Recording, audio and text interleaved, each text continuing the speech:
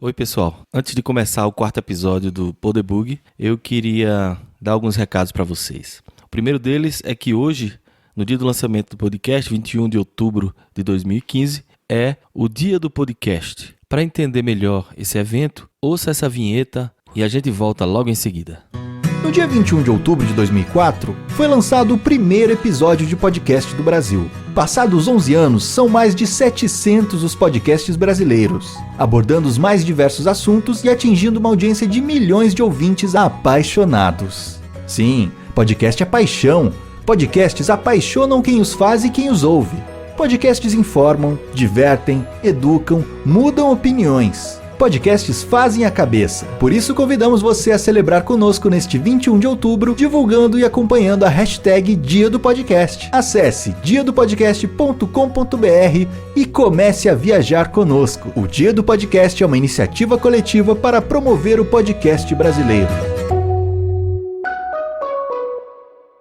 Recado dado, então, nós aqui do Podebug vamos indicar alguns podcasts brasileiros que a gente ouve para que vocês conheçam e assinem. Só lembrando que todos os podcasts que a gente indicar aqui vão estar com os links lá no show notes. As minhas indicações são o Conversando Miolo de Pote, que é o meu outro podcast com a minha esposa, Érica, o Mamilos, da Juliana e da Cris, o Zing, do Alex Maron e da Luciana, e todos os podcasts da galera do iradex.net. O PH Santos, a Lívia Lopes, o Gabriel Franklin, o Zé Wellington e o Caio Anderson.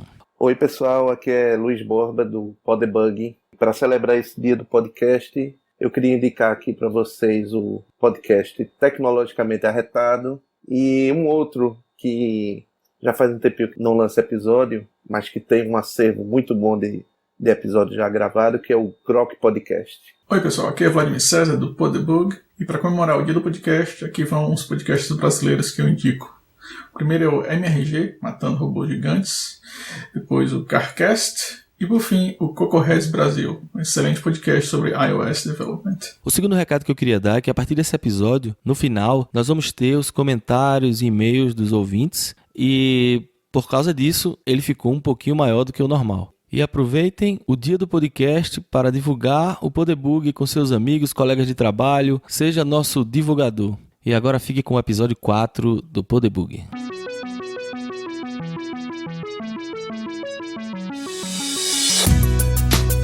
Podebug, debugando o mundo da programação com inteligência e bom humor.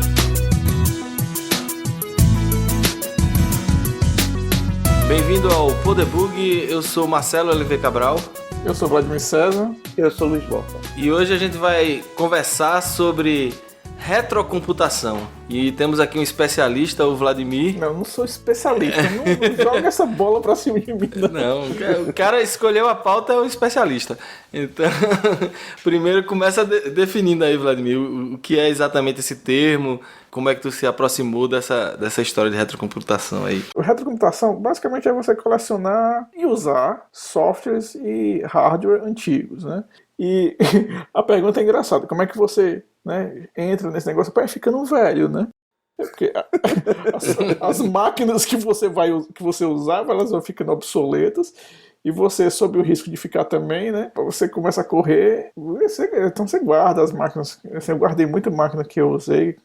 Como eu já disse em um outro episódio, eu comecei nessa área muito cedo, 12 anos eu já programava computador. Assim, você é da primeira geração da retrocomputaria. Exatamente, retrocomputaria comigo mesmo. Os primeiros computadores pessoais mesmo, né, no começo da década de 80, 8 bits, e muita gente usava o Sinclair Spectrum na Inglaterra, Apple e TRS-80 nos Estados Unidos. Só que no Brasil, bom, talvez muita gente que esteja escutando a gente não lembre ou talvez não tenha passado por isso. No Brasil existia um negócio chamado reserva de mercado. O que significava isso, né? A ideia era a seguinte, era assim, não se podia importar máquinas, né, computadores, não podia comprar fora do Brasil e vender no Brasil, porque a ideia era de que a indústria nacional iria prover essas máquinas, né? Então, assim, para fomentar a indústria nacional, criaram a tal da reserva de mercado. uma ideia fantasticamente burra, né? Então isso atrasou o país em décadas de desenvolvimento, né? Que a gente teve que correr atrás depois. Sobre reserva de mercado, no Exército, lembra que eu falei da outra vez que tinha trabalhado com COBOL, mas foi COBOL em um mini computador. Esse é um conceito que hoje em dia não existe esse conceito mais, né? Naquela época existia, era um mainframe e tinha um microcomputador, e aí existiu durante um período esse conceito de mini computador, que não era nem um mainframe, mas também não era um microcomputador. Então a Cobra, que era a empresa estatal brasileira de informática, desenvolveu alguns mini computadores, e o Exército era meio que obrigado a usar isso, obviamente, né?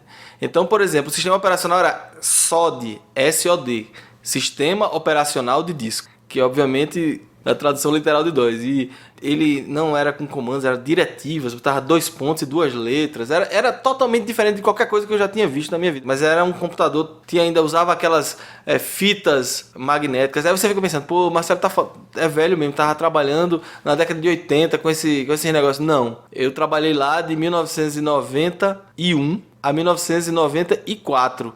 E nessa época ainda se usava, o Exército ainda usava mini computadores Cobra, digitação em terminal burro, era toda a tecnologia do Exército Brasileiro no início da década de 90. E outra coisa, só um parênteses aqui, quem terminou com essa história de reserva nacional de informática foi o Collor de Mello, viu? Assim, pelo menos uma coisa ele fez boa, né? Antes de sair. Mas bom, então o que aconteceu com a indústria nacional, né? Em vez de criarem os próprios computadores, eles compravam os computadores fora do Brasil, na Inglaterra, nos Estados Unidos, no Canadá, e aí eles copiavam tudo, né? Copiavam a ROM, copiavam tudo e lançavam os computadores no Brasil. Daí surgiram os TK2000, TK3000, que eram os clones da Apple.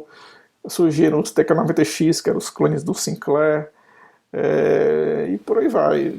E tinha muito clone fabricado nacionalmente mesmo, assim. Eles eram feitos no Brasil. Meu pai, mas assim, eu digo, não dessas grandes marcas. Meu pai representava umas marcas do Sul, de Apple, que inclusive o Apple II que eu tinha, o case dele era exatamente igual a um Apple II. Não era feito um TK2000, porque o TK2000 eles mudaram, inclusive, nem todos os aplicativos rodavam. Tinha um amigo que tinha um TK2000, não rodava alguns jogos, e o meu era Apple. Até a EPROM lá que tinha a BIOS era Apple, assim, o cara, eu acho que ele editava só o nomezinho, mas tudo era exatamente, rodava tudo da Apple. Tinha muito clone Apple, tinha o Nitron. Tá vendo? O cara vai inventar de fazer um negócio diferente, piora. Piora, não, e era pior mesmo, o TK2000 era pior do que o clone Apple que eu tinha lá.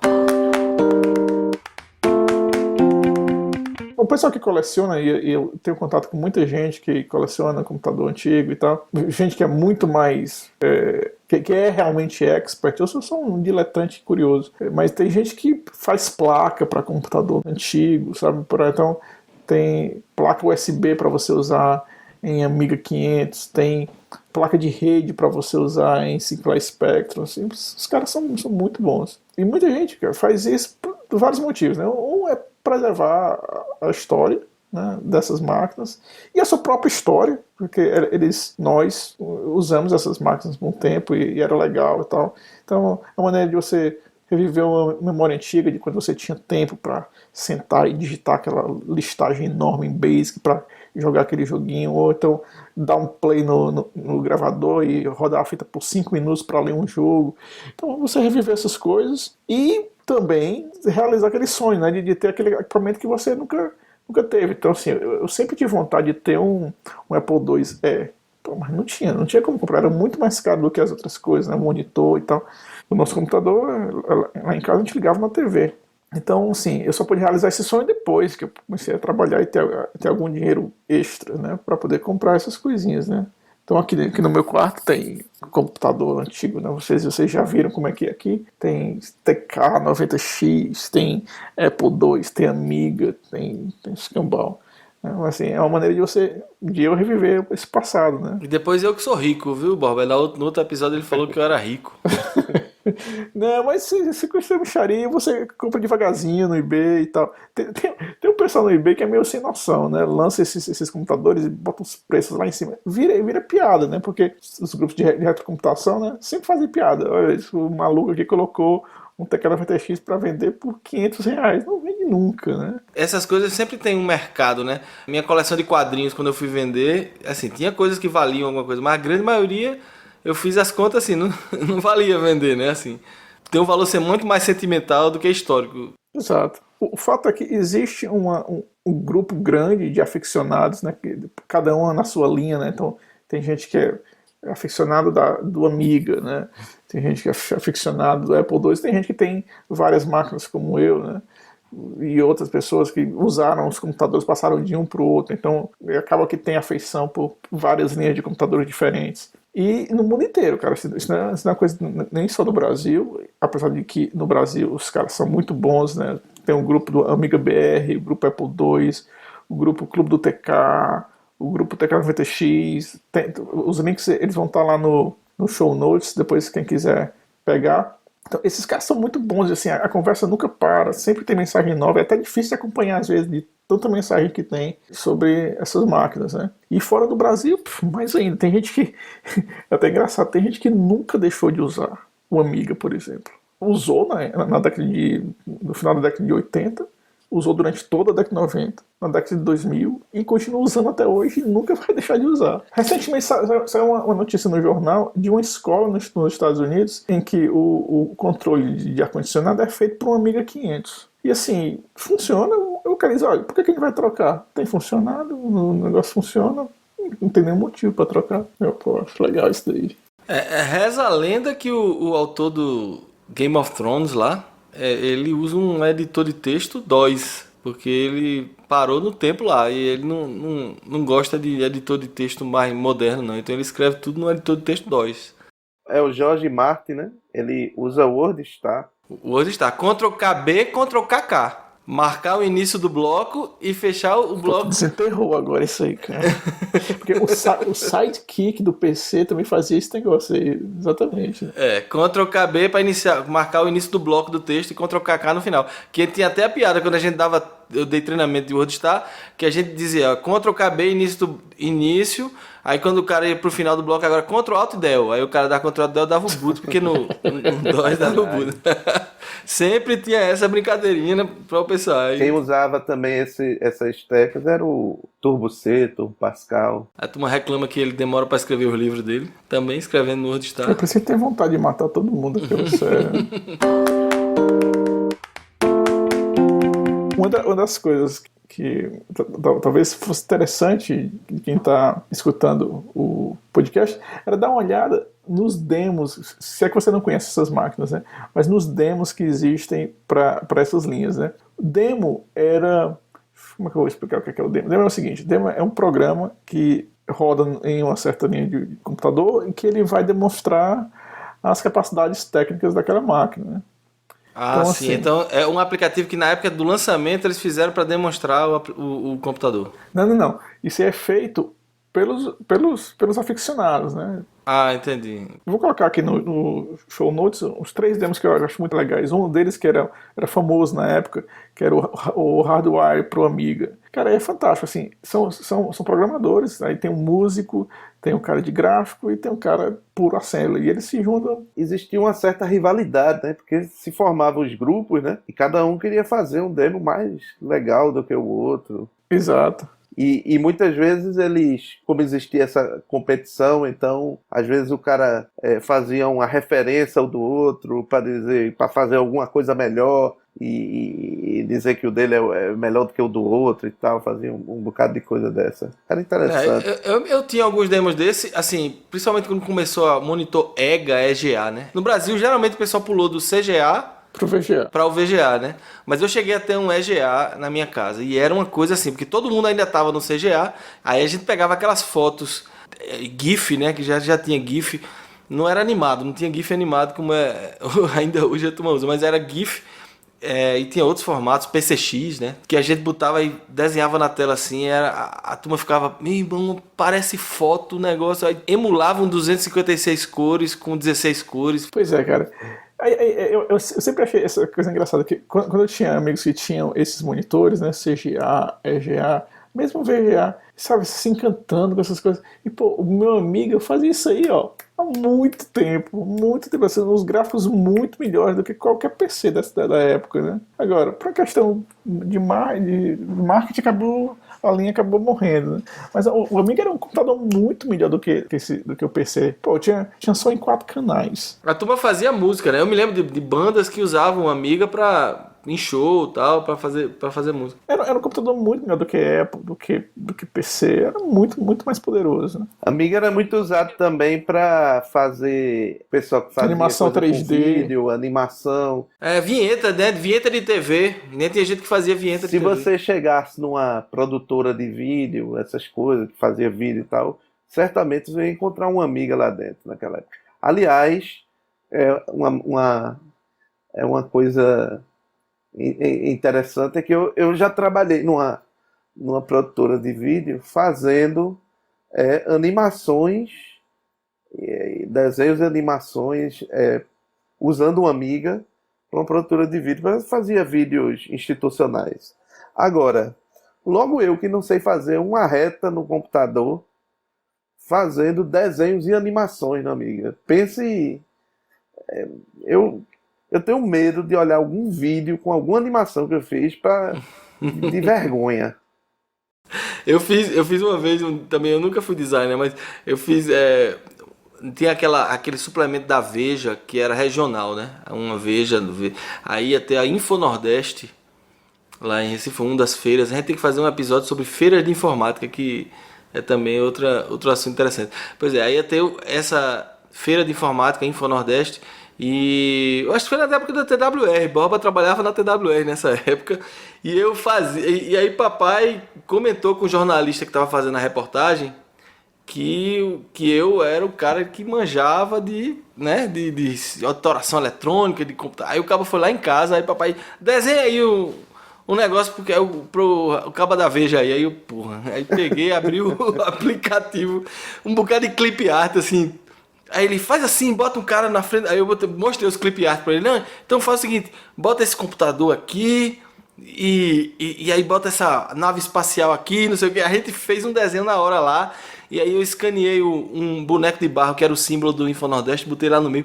Ficou um negócio assim. Aí ele, tá massa. Aí pum, tirou foto da tela assim. E foi a capa da Veja. Eu tenho escaneado isso, eu vou botar também no show notes. Uau, a assim, capa da Veja? A capa da Veja.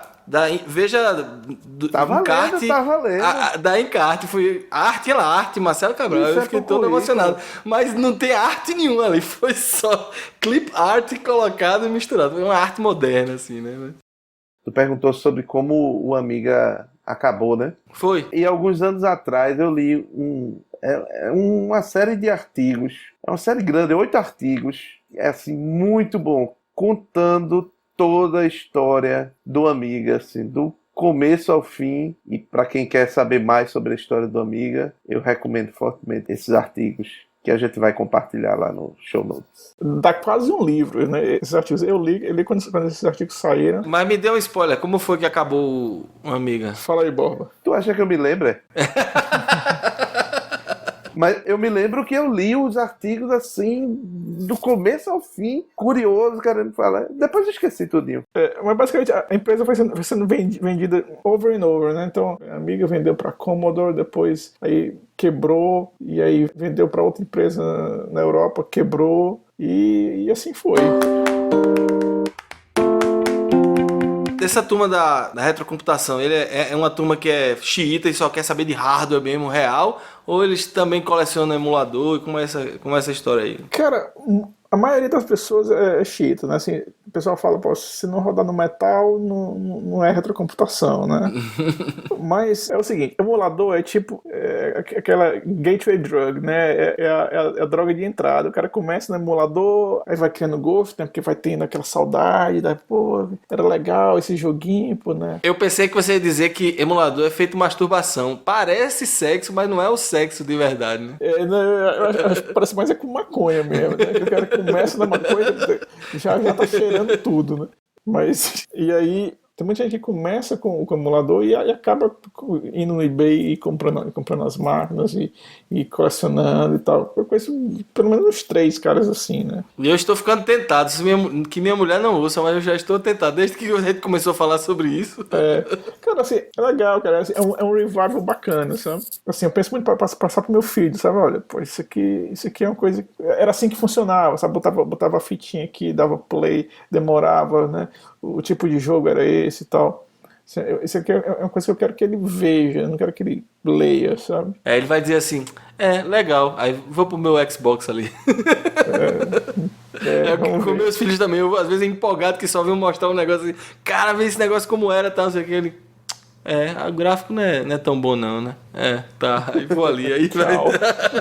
É tipo assim, você mostrando um simulador de voo no TK. Olha só que fantástico! Um simulador de voo no TK-85.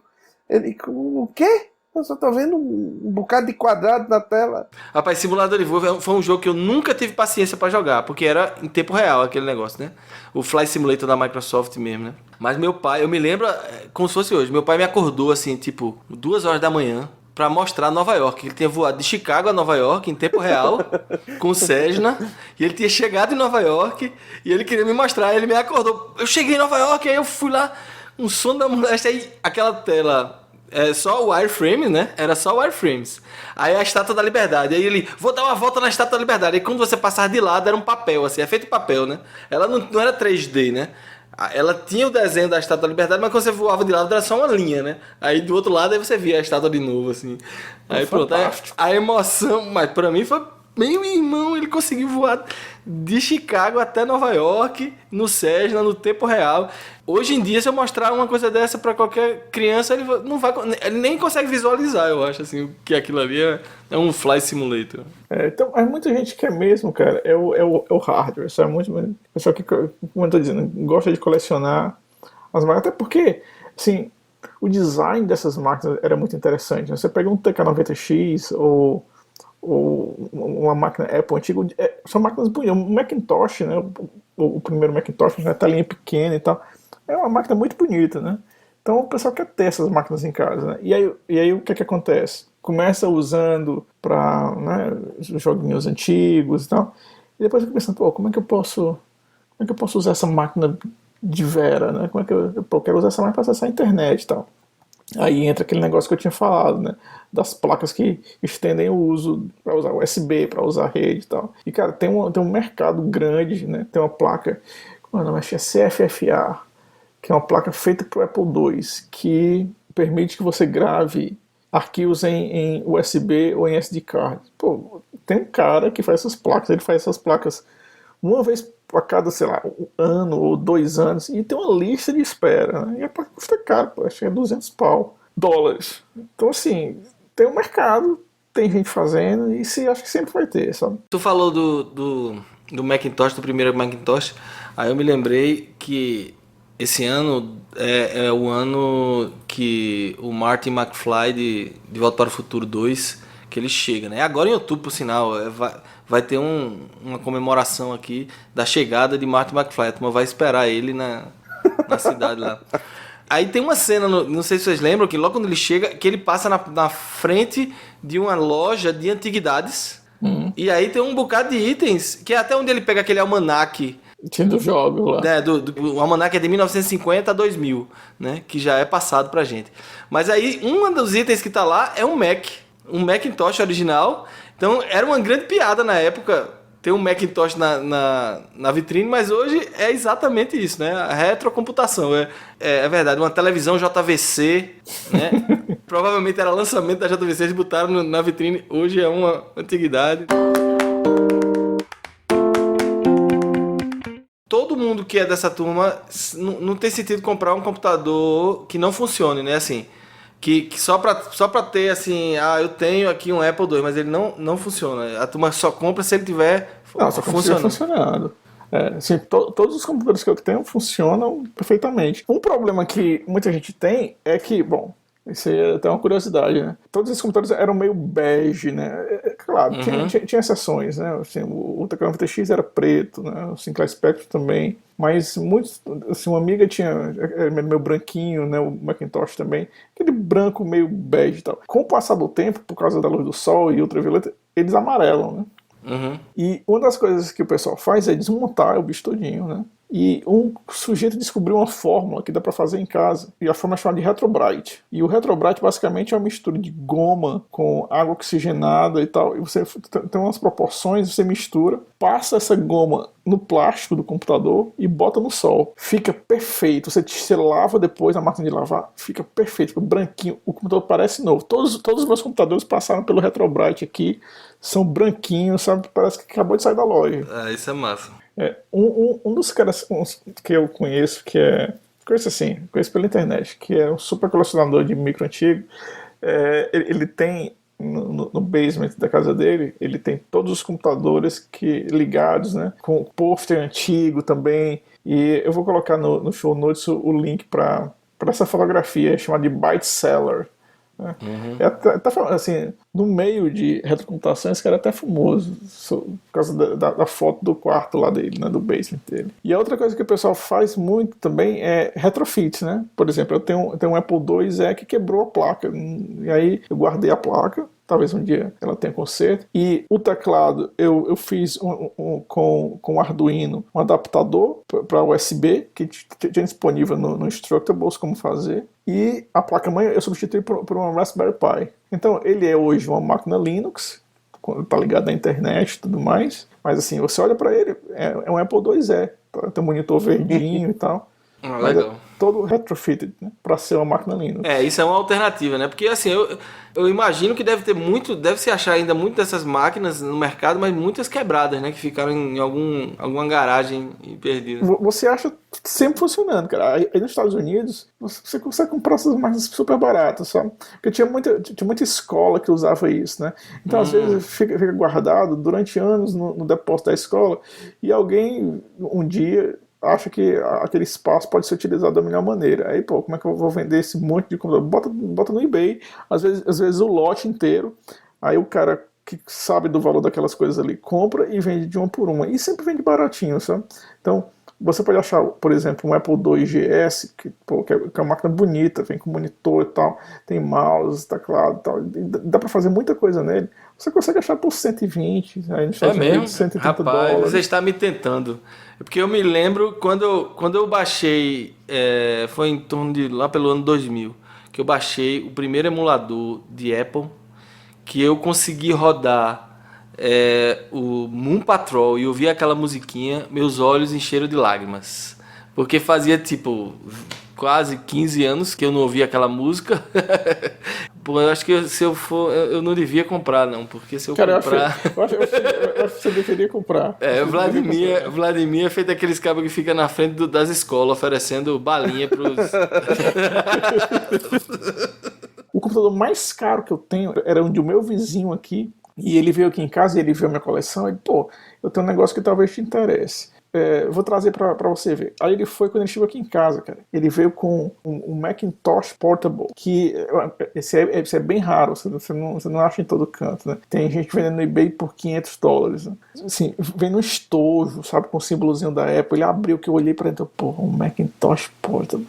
Aí tu se controlando pra não dar valor pro negócio, né? Tá meio estragado. Não, cara, o pior é que não tava zerado, assim, branquinho ainda, porque eu nunca expôs eu só. Ele, pô, faz anos que eu usava esse negócio aqui pro meu trabalho. Esse cara, ele trabalhava com as coisas meio secretas do governo, satélite e tal.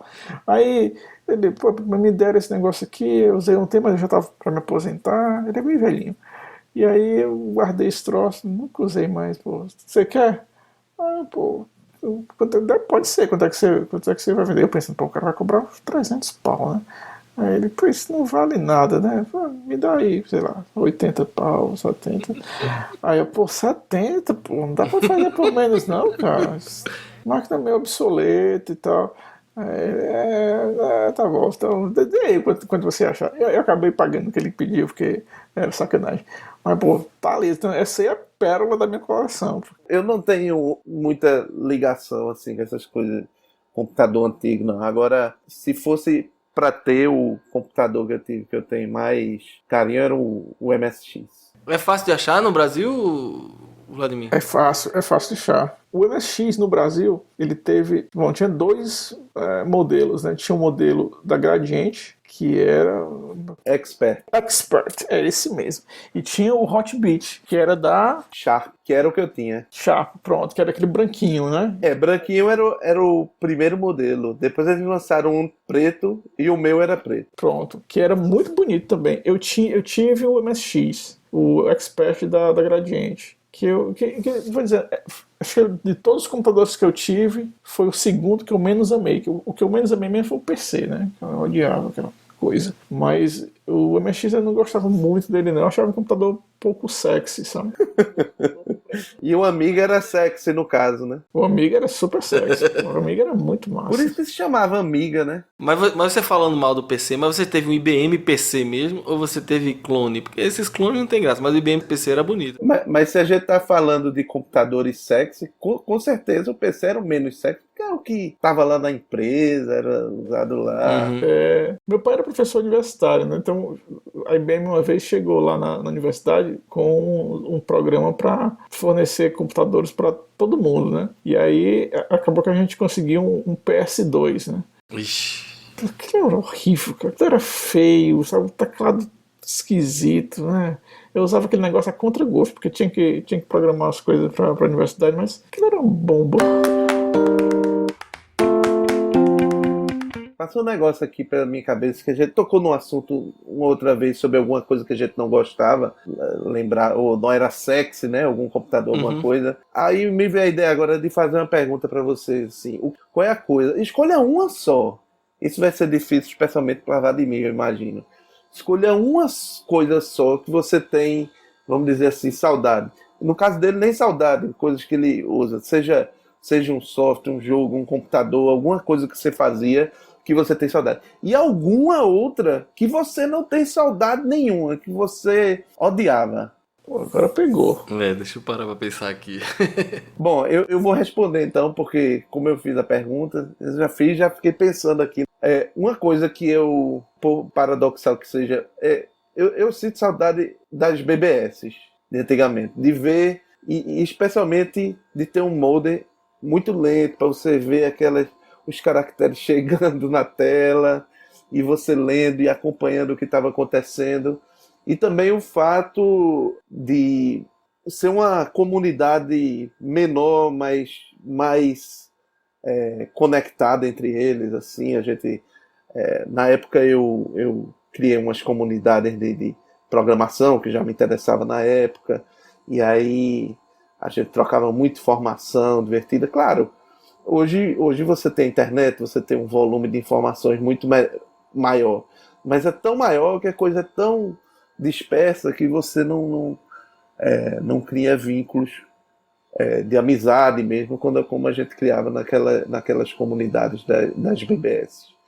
E uma coisa que eu não sinto saudade nenhuma, que eu já odiava na época, era aqueles Windows velhos, sabe?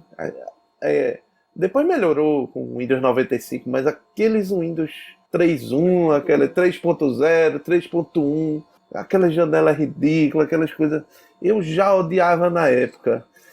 Era uma coisa irritante. E em especial no começo da internet, porque aquelas bostas não tinha nem uma pilha de TCP/IP implementada, não, daí tinha que usar aqueles trumpet, aquelas coisas mirabolantes lá para poder você acessar a internet. Era horrível, ali era um negócio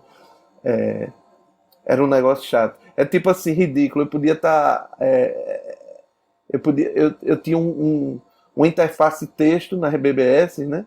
No máximo eu usava ANSI para botar umas coresinhas, fazer uns desenhinhos, ANSI Text, e era lento. Eu tinha um modem muito lento de 300 bounds, depois de 1200, e eu sinto saudade. Agora, na hora que estava um bocadinho melhor, um modem de 14400, eu achava horrível aquela época. Era muito irritante, muito frustrante fazer as coisas naquela época. Dava muito problema, era uma merda. Eu pensando bem aqui, já que a gente tá no tema de retrocomputação e falou muito de máquina, o Apple II, pra mim, eu falei aqui, mas não foi brincando não, eu realmente fiquei com vontade de olhar no eBay. Quando acabar aqui a gravação, eu vou dar uma olhada no eBay se eu acho um Apple II num preço razoável, porque foi o computador que realmente me prendeu. Porque o VIC-20, eu ainda era muito criança e era uma brincadeira, né, assim. Mas no Apple foi quando eu realmente vi que eu poderia fazer alguma coisa eu mesmo, com a minha criatividade. E eu me lembro que eu fiz um programa que desenhava na página gráfica, porque default de todos os aplicativos a página era um modo texto, né? Mas eu descobri como fazer um aplicativo mudar para a página gráfica e desenhar, né? Eu consegui desenhar o logotipo da empresa do meu pai, assim, para colocar na demonstração no showroom. Ele rodava o meu aplicativo e ficava lá, MC3, que era o nome da empresa dele, com a fontezinha bonitinha. Eu tenho muita saudade do Apple. Foi um computador que eu tive numa fase que eu digo, se eu estou aqui hoje como developer, o Apple foi o fundamental. Talvez se papai não tivesse trazido o Apple, eu não teria sido desenvolvedor. E a coisa ruim, eu diria que eu não tenho saudade nenhuma, era os editores de texto de desenvolvimento. Eu fico admirado de gente falar de VI hoje em dia, de que adora desenvolver com um editor de texto burro. Eu não troco o Visual Studio por nada, né? IntelliSense, você ter rapidamente acesso à estrutura da linguagem, os ambientes hoje em dia são muito melhores. Uma coisa que eu não tenho saudade era, bom, quando eu usava o TK90X, que foi o meu primeiro computador, eu ligava ele na TV. E era complicado, porque eu chegava na hora da novela, né? Eu tinha que desligar, a gente só tinha uma TV, tinha que desligar aquele negócio ali pra o resto da casa poder assistir a novela. Pô, tô no meio do negócio aqui, vou ter que desligar isso aqui pro pessoal vendo novela. Então sempre era uma confusão, isso é uma coisa que eu não tenho muita saudade não, sabe? Depois, com o MSX foi a mesma coisa. E quando eu tive uma Amiga, a gente já tinha uma televisão só pro Amiga, acabou ficando melhorzinho, sabe? Monitor nem pensar, né? O primeiro monitor que eu tive já foi pro PC muito tempo depois. Agora, coisa que eu tenho saudade, que eu tenho muita saudade de muita coisa dessa época, né? Mas talvez a maior era aquela, assim, de você saber que, pô, você domina tudo daquela máquina, sabe? Você sabe tudo sobre ela, sabe programar nas duas linguagens que estavam disponíveis, né? Basic e Assembler.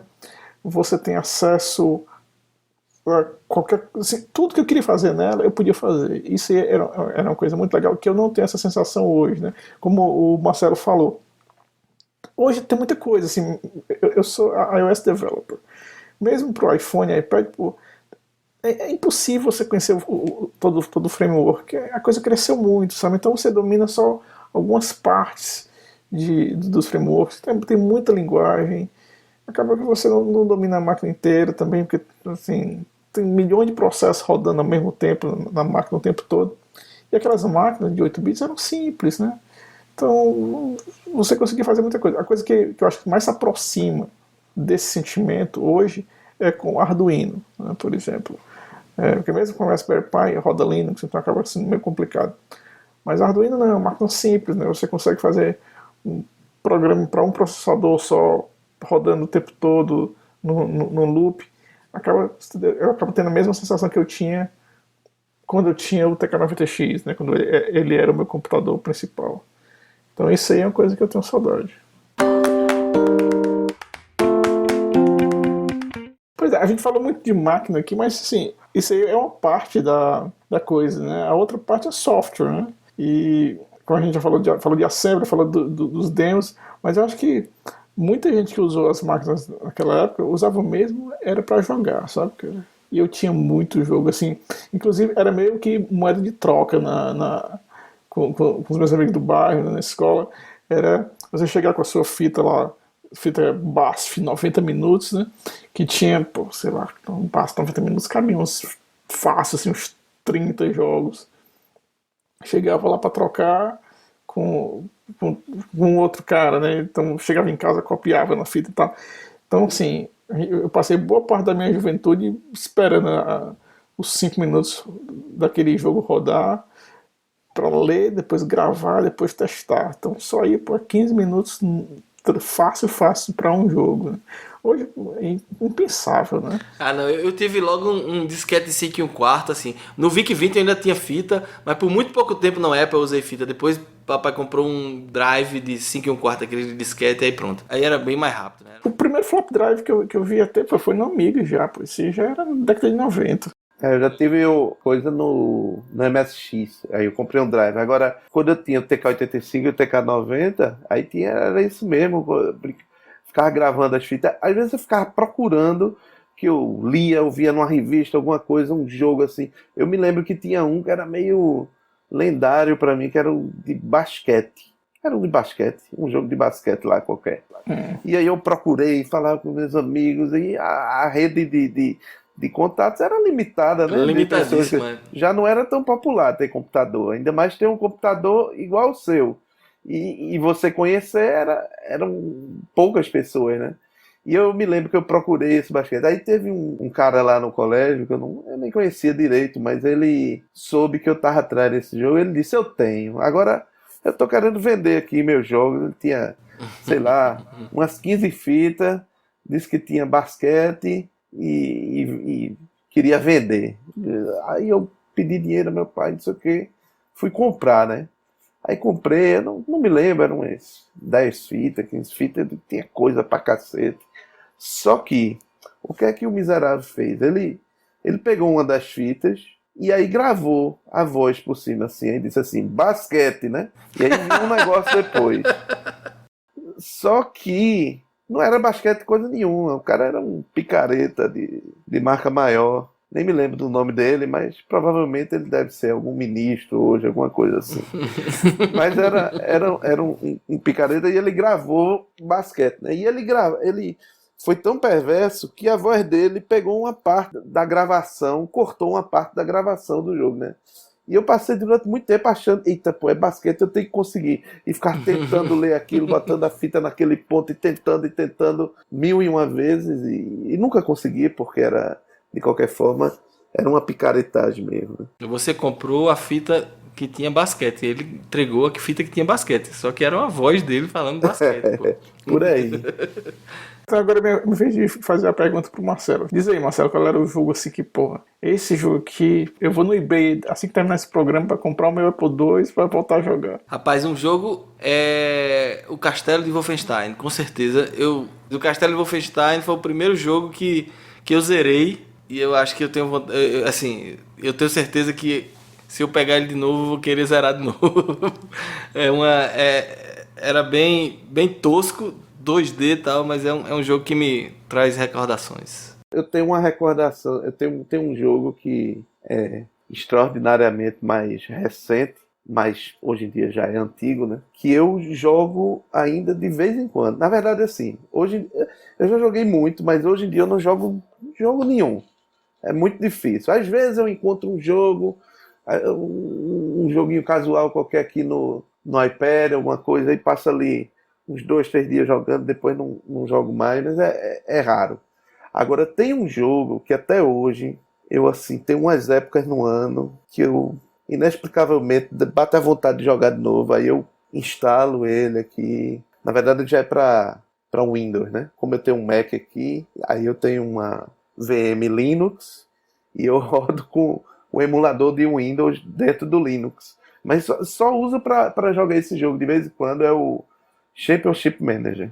Agora, é uma versão específica, é a versão 2001-2002, que eu considero a melhor de todos os tempos. E assim, é um jogo que para você jogar uma partida, que você é técnico e passa de um time pro outro e vai jogando lá, uma partidinha que eu jogo demora, em tempo corrido, demora umas 24 horas, sabe? Mas assim, esse foi o jogo que você já mais jogou na tua vida? Eu não tenho a menor sombra de dúvida. Eu perdi muito, muito, muito tempo da minha vida jogando este jogo. Não é só o jogo, esta versão específica. Que eu comecei a jogar esse jogo na versão 96, 97. Aí foi para a versão 97, 98. E depois, se não me engano, ele mudou para a versão 3. Aí depois 99, 2001, 2002, que foi esse o preferido, mas joguei várias versões depois. Teve um momento da minha vida que eu disse assim, chega, né? Assim, não vai acontecer mais nada diferente, né? Nenhuma surpresa, né, na frente. Mais ou menos, né? Sempre acontece diferente, porque cada jogo, né? Tem a aleatoriedade. Tem a coisa, mas assim, eu não tô ganhando nada com isso, entendeu? Mas hoje, assim, pelo menos, eu vou dizer assim, hoje em dia, uma vez por ano, eu instalo o jogo de novo e jogo, passo ali talvez um mês jogando aquele negócio, aí pronto, aí desinstalo, digo, isso aqui já perdi tempo da minha vida. Aí no outro ano, em algum momento, eu vou e faço essa merda de novo. Eu acho que o jogo que eu mais joguei foi Prince of Persia, que já é um jogo de PC também. Mas porque eu queria terminar aquele jogo. E é difícil, assim, ele é um jogo que você não dá pra sair. Você tem que ir anotando, acho que tinha uma senha por fase que você passava. Mas assim, eu joguei demais esse jogo, assim, na agonia de querer terminar e salvar a princesa, né? E tu, Vladimir, qual foi o jogo que tu mais jogou na tua vida aí, desses antigos? Cara, só uma coisa, assim, você falou do Príncipe da Pérsia, né? Ele saiu pra PC depois, porque primeiro ele saiu pro Apple II, assim. Exato, então eu acho que... É porque assim, no Apple II eu joguei muito também o Karateka, que é do Esse mesmo é o clássico, cara. né? É do mesmo cara. Que é o movimento do personagem, quando ele criou aquele movimento fluido. Todo amigo meu que chegava em casa eu ia mostrar, ó, tu vai ver aqui que arretado. O cara se movendo, ele andando, a animação era perfeita, né? Assim, essa técnicazinha chamada rotoscope, né? Só que era preto e branco, né? Se eu não me engano, era só aquela do Apple, não era full color, né? Como era o Prince of Persia. No PC é que ficou mais bonito, né? O Prince of Persia. Eu joguei muito no PC. Foi engraçado porque, assim, a primeira vez quando eu vi o Príncipe da Pérsia no PC, né, a minha impressão foi, legal, o jogo do Amiga, porque eu tinha visto no Amiga primeiro, né? E no Amiga, assim, conseguia ser muito mais fluido, muito mais suave. No PC eu achava meio, sei lá, esquisito, sabe? Não era tão perfeito. Anos depois eu vi no Apple II e era tão bom quanto o PC, mas no Amiga eu achava melhor. Mas enfim, para responder a tua pergunta, o jogo que eu mais joguei, cara, é um jogo de estratégia chamado Deuterus. Era um jogo do Amiga. Você tinha que minerar a terra para juntar minério para fazer espaçonave, para poder extrair minério de outros planetas, para fazer mais espaçonave para conquistar o universo, ou alguma coisa assim. Eu joguei muito esse negócio aí. E, assim, um dia desse eu tava pensando, né? Pô, faz muito tempo que eu não jogo nada. Pô, seria legal se tivesse Deuterus para iOS, não tem. Pô, mas se tiver para Mac já tá bom também, né? Aí eu jogo no Mac. E não tem, mas tem uns caras... Peraí, você não é um desenvolvedor iOS? Crie? Olha aí, tem uma oportunidade de negócio aí. Esse jogo é muito complicado. E assim, aí tem um cara, na verdade tem dois caras trabalhando independentemente um do outro, que recriando o jogo para PC. Mas não tem fonte não, código-fonte, isso não é abandonware não, que às vezes a turma desassembla e sai até... Assim, os caras estão tentando, né? Mas o código desse negócio tá abandonado, não consegue mais contatar o autor e tal. Então, esse jogo eu joguei muito, muito. E se fizerem de novo, pode cobrar o preço que quiser que eu pago, porque quero jogar de novo esse negócio. E assim, tem muita gente fazendo remake de jogo atualmente, sabe? Assim, pega um jogo super antigo e faz um jogo de novo. Tem um jogo agora que é um sucesso na App Store, que é o Pac-Man. O Pac-Man é um dos jogos mais vendidos na App Store hoje. E os caras fizeram uns lances legais, né? Então, assim, é o Pac-Man, novamente, né? A mesma história, né? Tem as fantasminhas e tal, mas é quase que um scroll-up, um shoring-up, sabe? O labirinto, ele vem fazendo um scroll-down e ele vai se desmanchando na parte inferior da tela, sabe? E muita gente faz jogo novo para computador antigo, por exemplo, para o Sinclair Spectrum, né? Tem muito desenvolvedor que faz joguinho novo e lança em fita cassete mesmo. E consegue vender e tem gente que compra e tal. Caramba, aí é legal. Cassete, aí fita cassete. É uma tortura. Difícil é conseguir a fita pra gravar, né? Assim, a fita virgem, né? Tem que comprar. É difícil até achar o player também, é difícil tudo. Quando eu fui ao Brasil agora no Natal, eu comprei um DR1000, que era o gravador CCE que eu usava. E tinha um cara no Mercado Livre vendendo e o DR1000 era exatamente o que eu usava pro teclado. Eu vou comprar. Comprei, o cara entregou direitinho. Cara, parece que o cara não usou. Novo, zerado, né? E aí, outra vez que eu fui, né, nos Estados Unidos, Marcelo, aí perto de Tiff, na Califórnia, eu entrei numa loja de brechó, né? Tinha um monte de coisa usada, e eu vi uma caixa de fita TDK, zero, assim, tudo lacradinho. Comprei tudo. O cara tava vendendo, tipo, era tipo assim, $3 a caixa com, sei lá, 10 fitas. Comprei tudo, ó, $3. Pô, tá tudo aqui, lacradinho. Cromo ou metal? Eu não acho que é nem cromo nem metal, eu acho que é mais fuleira mesmo. Vixe. Mas TDK era uma boa marca, né? E tanto é que em Blade Runner era a grande marca que ficava lá em cima dos prédios, era TDK, né? TDK, exato. Blade Runner é fácil um dos meus top 5 movies. Né? A gente falou do passado, né? Mas assim, as máquinas que a gente usa hoje vão ser retrocomputação no futuro, né? Como é isso assim? Como é que tu vê o futuro? Tu acha que vai ter o mesmo apego? As pessoas no futuro vão ter esse apego que a gente tem com as máquinas do início? Ou hoje virou commodity computador? Olha, hoje é muito difícil você ver pessoas que colecionam IBMs PC, por exemplo. Não foi uma máquina que gerou assim um sentimento de amor ou de comunidade, sabe? Então você vê muita gente colecionando Amiga, MSX, Apple, Macintoshes, mas PC não. Então assim, eu acho que tem muito a ver não só com a experiência que você teve com a máquina, mas com, sei lá, com a máquina em si também, sabe? Eu não acho que no futuro vai ter gente colecionando IBM PC da Dell. Mas talvez eu vejo muita gente colecionando iPhones e usando e tentando usar, mesmo Androids, Macintoshes, videogames antigos, né, PS4, PS2. Será que tem alguém colecionando Nokia, aqueles Nokia 3310, aqueles Nokias... Porque assim, esse tipo de máquina, por exemplo, vai ser difícil fazer funcionar, né? No futuro, assim, porque até as tecnologias de comunicação que são básicas vão-se embora, né? Assim, tipo, esse celular, por exemplo, iPhone eu não sei até quando um iPhone 1, por exemplo, vai ser viável, funcionar. Não sei nem se funciona ainda, né? E a conectividade, iTunes se vai conseguir sincronizar. Eu acho que não, mas assim... Por exemplo, eu vi um cara que tinha um projetinho legal. Ele pegava os iPhones, ele comprava baratinho um iPhone de primeira geração, e o que ele fazia era colocar em alguns lugares da casa dele com o aplicativo do tempo aberto, só para mostrar a temperatura do lugar onde ele mora, né? Porque esse aplicativo sempre vai rodar tranquilo. Talvez o aplicativo de comunicação e essas coisas não rodem tão bem. Mas você sempre vai achar alguma coisa para poder rodar no browser, por exemplo, né? Mesmo que você tenha que fazer um aplicativozinho JavaScript paralelo rodando no seu servidor super restrito para rodar dentro do browser do iPhone 1.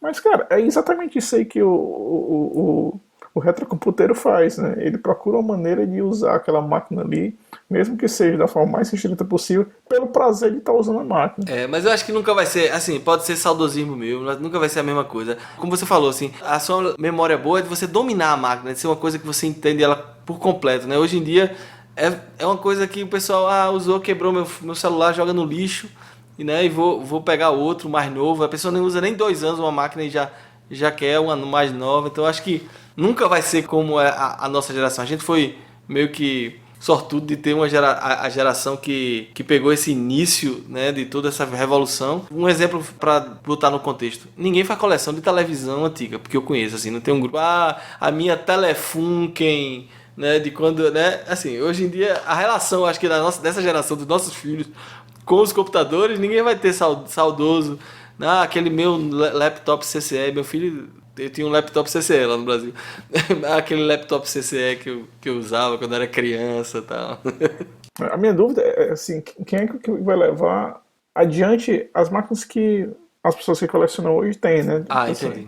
Assim, por exemplo, os meus Apple II, os meus Amiga, os meus TK90X, assim, será que meu filho vai se interessar por essas máquinas? Porque se ele se interessar, se ele jogar, se ele curtir, aí sim, ele vai colecionar, né? Não vai ser só uma curiosidade para ele. Mas se não for a dele, de repente ele nem gosta de computador. O negócio dele vai ser, sei lá, um balé. Não tá afim. Então, sei lá, quem é que vai cuidar disso? Assim, vai morrer, né? Vai desaparecer? Não. Vai desaparecer, né? Museu sempre vai existir. Eu acho que a humanidade sempre gosta, né, de preservar a sua história. E a gente hoje tem mais recursos para isso, né? Mas assim, o colecionador, a pessoa que... Porque o museu é um trabalho, né? A pessoa assim, as pessoas estão expondo aquilo, tem gente que vai querer ver, mas não deixa Tá falando do hobby mesmo, né? O hobby. O cara que é amante, né? Eu acho que sim, porque tem, por exemplo, de carro, que é uma coisa muito mais antiga, né? Assim, ainda hoje tem, né? Assim, gente que coleciona Ford T. Talvez fique uma coisa cada vez mais elitizada, porque vai ficar mais raros. E aí só super aficionados mesmo. Exato. E com dinheiro vão poder conseguir manter, né? Porque assim, provavelmente vai ficar mais raro, né? Vai ter os filhos dessa geração agora, muita gente vai jogar fora, né? Vai chegar um ponto, esses entulhos aqui que papai deixou aqui, que não serve pra nada, vou chamar aqui o carro, vou botar tudo no lixeiro aqui pra turma levar, né? Assim. E aí vai ficando mais raro, né, com o tempo. Então, assim, só para dar um arremate aqui no desenvolvimento, ou um enfoque para o desenvolvedor, o que é que você pode fazer na área de retrocomputação, né? Bom, aí a gente está falando de desenvolvedor de software. Se você é um aficionado por eletrônica, aí o céu é o limite. Todas essas máquinas precisam de acesso a USB, acesso a SD card, acesso à rede, então a criação de pilha TCP/IP para ter acesso a rede. Então existe muita coisa para fazer nesse lance. Agora, se a sua intenção é desenvolver software para, basicamente é jogo, né? Ou demos para essas máquinas, não tem jeito. O caminho é aprender Assembly. Se você já sabe Assembly, já está meio caminho andado. Tudo que você precisa fazer agora é ter a máquina. Você precisa comprar a máquina para emulador. É meio furada, não vai funcionar. Você está numa situação que é muito melhor do que quem desenvolvia para essas máquinas naquela época tinha, porque hoje você consegue fazer muita coisa no emulador até chegar no ponto de você ter um produto viável e aí passa para a máquina para dar aquela arredondada, né? Que é o que muita gente está fazendo. Mas assim, basicamente você precisa do emulador para a máquina, da máquina em si e assembler. Assim, a linguagem é essa daí. Para Amiga, você ainda consegue fazer muita coisa em C, mas se você quer usar realmente todo o poder da máquina, também vai ser Assembly. Mas tem curso, ou assim, curso não, tutorial fácil pra turma que quer aprender, porque assim, Tem. Toda uma geração que nunca teve nenhum contato com Assembly. E explicando para aquele equipamento, porque assim, Assembly tem essa característica, né? Se você não adianta, Assembly você aprende o conceito do Assembly, né? De registradores, de lidar com hardware e tal, mas você tem que aprender Assembly do MSX ou do Amiga, né? Exato. Tem, e assim, é coisa recente, né? Foram desses blogs, eu posso até tentar colocar aqui no show notes, ensinando, olha, vamos desenvolver para Sinclair Spectrum. O que é que você precisa? E vamos lá, lição número 1. Vamos ver como é que você coloca alguma coisa na tela, como é que você move, como é que você cria um sprite, como é que você trata a colisão e por aí vai. E assim, de gente que está criando software para ele, não é gente que fez isso há 10 anos atrás, não, a gente está fazendo isso agora. E tem aqui, se ajudar, eu ainda tenho 2 livros que eu não me desfiz ainda. Um é de Assembly para MSX e o outro é mais clássico, que é o Guia do Programador IBM PC de Peter Norton. Peter Norton, todo mundo já teve que ler Peter Norton na vida. Exato, e o Norton eu acho que foi o primeiro cara que transformou o nome dele numa marca, né, assim, tanto de livro quanto de software, né? Assim, depois teve outros casos desse, até no Brasil tem o Ramalho, né, que virou um cara também que era referência de Clipper, de todo tipo de coisa, virou uma marca o nome dele, mas nada se compara ao Norton, não. Norton me salvou, o Norton Disk Doctor me salvou muitas vezes. O outro cara que tem um nome que é meio marca é aquele McAfee, né? McAfee, que ele ficou maluco, né? O cara tá muito louco. Ele agora tá dizendo que quer ser presidente. Pois bem, pessoal, então foi legal. Mais um episódio do Podebug. A gente sempre espera que vocês participem, mandem feedback, comentem, apontem as besteiras que a gente falou nos comentários, mandem e-mail pra gente. Qual é o e-mail mesmo, Marcelo? podcast@podebug.com. Comenta lá no site, comenta no Facebook, na página do Facebook, dá um likezinho na página do Facebook, que é sempre importante pra gente saber qual é o perfil dos nossos ouvintes. Vamos então agora para dica da semana. Começando aí por Borba, que ele já levantou a mão dizendo que tem a dica dele na ponta da língua. Então diz aí, Borba, qual é a tua dica? A dica é um filme que tem tudo a ver com todas essas coisas que a gente falou agora. É um documentário chamado Os Reis do Kong, que é mais ou menos a história do pessoal hoje lutando para ver quem vai ser o recordista do Donkey Kong, do jogo clássico de arcade. Então, existe um bocado de maluco que conserva aquelas máquinas de arcade antigas de Donkey Kong e jogam até hoje, e há uma luta ferrenha para manter o recorde, né? E esse filme é um filme de 2007, The King of Kong. E em português ficou Os Reis do Kong. O filme é divertidíssimo, é muito, muito, muito bom. E onde a gente acha? Tem no Netflix? Não sei, no Netflix eu acho que não tem, mas você pode comprar uma licença no Torrent e você consegue. Não, mas eu vou pesquisar. Às vezes tem no Netflix de outros países, né? Então pode ser que tenha aqui nos Estados Unidos. E às vezes esses que são documentários, às vezes tem um site do documentário que eles vendem, né? Você faz uma doação, você pode baixar o filme. Não, talvez tenha assim, né, agora que já está até mais acessível no Google Play, no iTunes. Eu vi já faz algum tempo, mas eu imagino que hoje deva ter nesses lugares. E aí, Vladimir, qual é a tua dica de hoje? Eu quero só fazer um adendo, antes de dizer a minha dica, é que assim, existem vários grupos, como eu disse, de aficionados, né, por cada linha de computador. Mas o grupo mais xiita é o dos aficionados pelo Amiga. Esses aí são, assim, disparados os mais eufóricos, assim, e que tem muito também no mundo inteiro, né? Principalmente na Europa. Mas então a minha dica é sobre o Amiga, é um livro chamado The Future Was Here, The Commodore Amiga. O futuro estava aqui, o livro do Commodore Amiga. Basicamente, assim, são 300 páginas de uma leitura sobre a plataforma e o que foi que deu errado, mais ou menos a coisa que o Boba falou, só que com mais detalhes e tudo mais. E esse livro, eu gostei logo do começo, começa pelo título, sabe?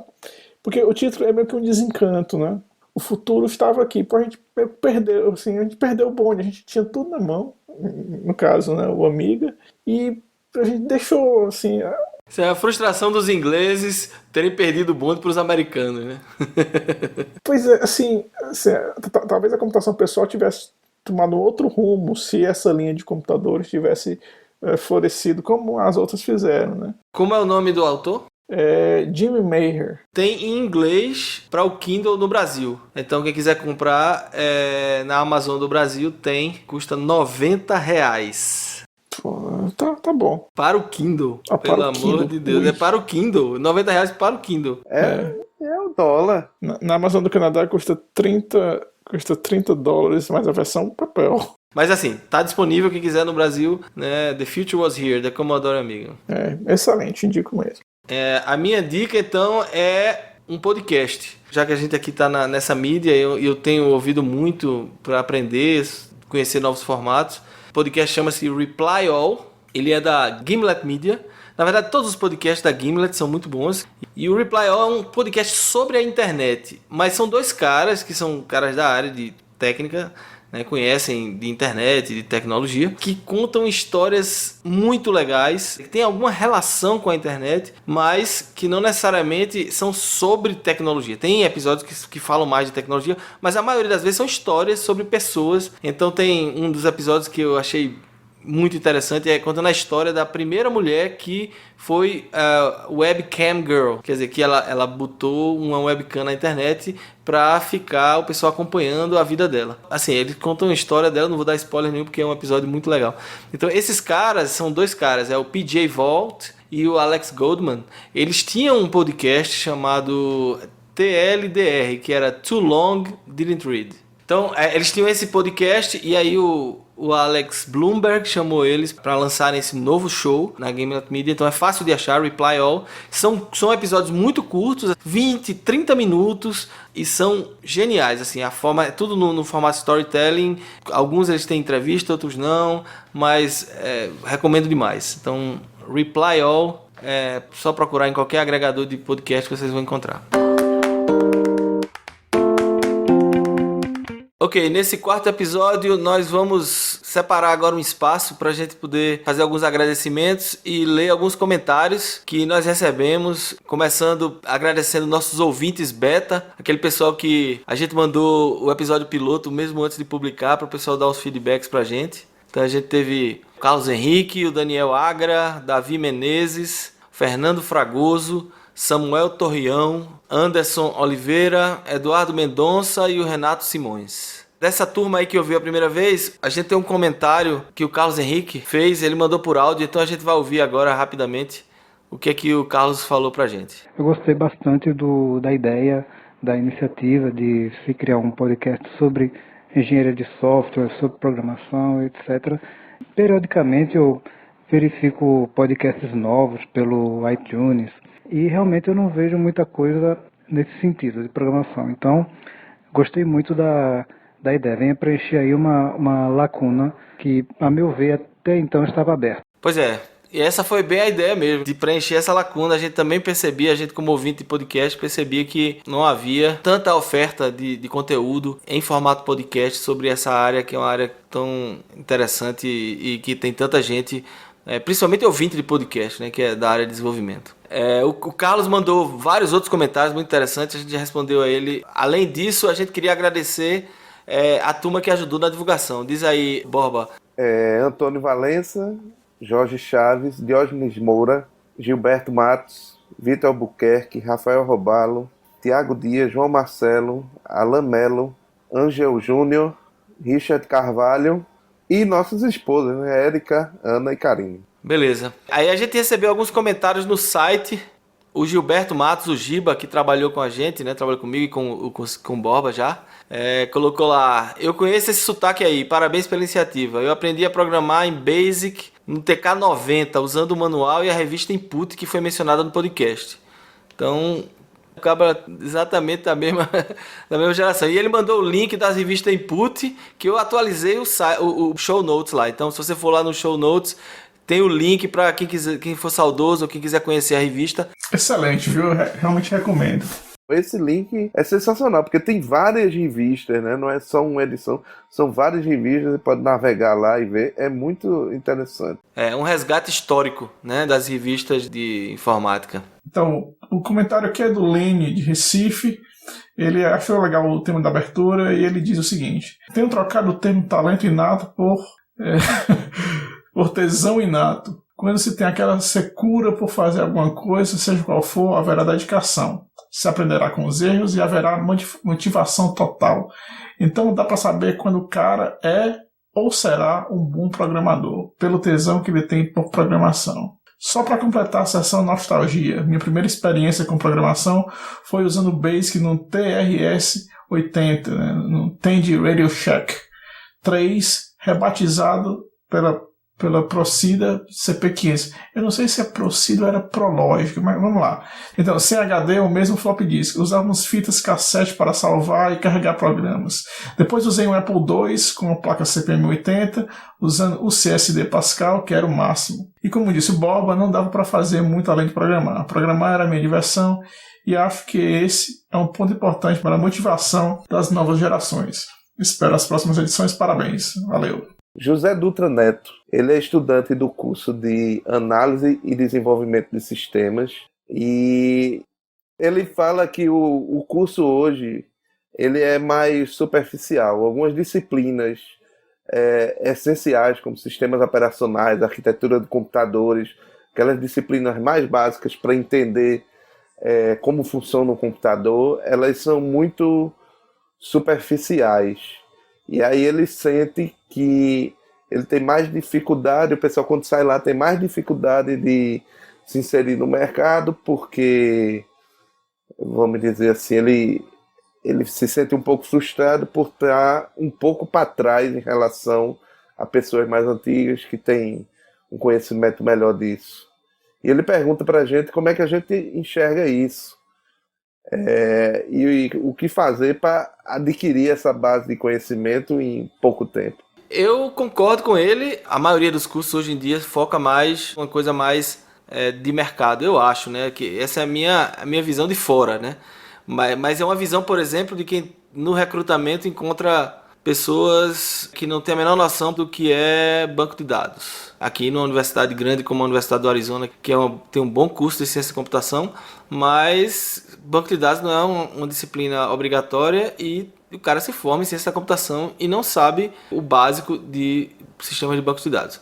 Então, eu entendo essa frustração dele, mas por outro lado, eu não acho que há nenhuma desculpa hoje em dia com a internet e com os recursos que a gente tem na internet. Eu digo isso para os meus filhos. Assim, a gente tinha que ir para a livraria, para a biblioteca, para tentar encontrar um livro que tivesse aquele assunto que a gente estava querendo conhecer. Hoje em dia, o Google entrega a você, assim, tem Khan Academy que tem milhões de informações, né, de milhões de cursos grátis. Tem vários sites na área da gente de computação e de desenvolvimento também. Alguns pagos, outros gratuitos, mas assim, recursos hoje em dia é só o que tem. Então, quem quiser se aprofundar em qualquer assunto sempre vai ter. E claro, na academia não é que isso não existe não. Agora, isso foi meio que transferido para cursos de especialização, ou então, se for para entrar mais para a área de engenharia da computação, porque também tem isso. Antigamente os cursos eram mais generalistas, hoje em dia estão mais específicos. Então, se você quiser conhecer mais sobre arquitetura de hardware e interação com software, é muito mais para a área de engenharia de computação. Em relação ao episódio 2, a gente tem aqui um e-mail que a gente recebeu do Pedro Ferreira. Ele colocou aqui que começou escutando o episódio 2, achou massa e vai ouvir os outros dois. E ele achou interessante o fato de ter 3 perspectivas diferentes, uma perspectiva nos Estados Unidos, ou no Canadá e outra no Brasil. Ele disse que é administrador por formação e está se aventurando só agora em aprender programação. Interessante e de forma autodidata. Aí ele diz, fui para o penúltimo encontro da Geek Night, a convite de um amigo de longas datas, e não entendi muita coisa por conta do contexto avançado demais para mim. O que é essa Geek Night, Borba? Eu sei que é em Recife, explica aí o que é essa Geek Night. Um encontro, eu acho que está sendo realizado agora mensalmente, né? É um encontro, o pessoal abre inscrições, geralmente tem um tema, aí procura alguns palestrantes e faz o evento mensal. Estava sendo feito patrocinado e acontecia sempre na ThoughtWorks, mas as últimas 2 ou 3 edições, o César, a gente também está organizando junto com eles esse evento. Legal. Agora, inclusive, eu acho que nessa penúltima, ele disse que foi na penúltima, né? Se não me engano, foi uma que eu fiz uma palestra. Então o Pedro deve ter ele visto lá, então. Provavelmente ele viu. Agora, foi uma palestra interessante, que tem um título tão bom que eu ainda não consegui decorar. Deixa eu abrir aqui para ver. O título da palestra é Os Paradoxos de Blub, Python, a 10ª Lei de Greenspan e por que você deveria aprender latim. Eu acho que por isso que ele disse que não entendeu nada, né? Começou com esse título aí. Se o autor não entendeu, imagine ele, né?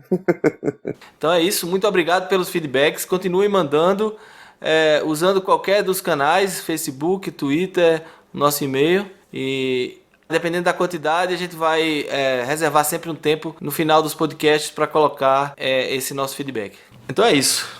Mais um episódio do Podebug. Espero que tenham gostado e até a próxima semana. Até a próxima semana. Até.